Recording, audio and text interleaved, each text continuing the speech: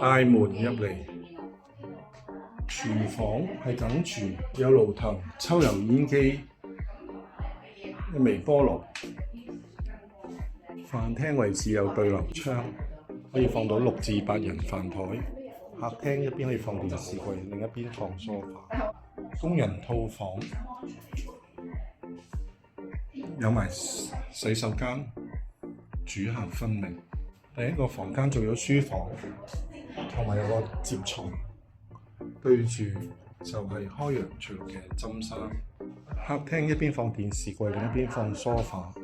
前邊有個露台，對住開揚除綠嘅針衫。呢度都有兩客廁，但係浴缸浸浴就非常舒服。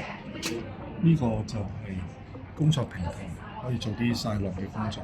主人套房三邊落床，呢邊做咗入牆衣櫃。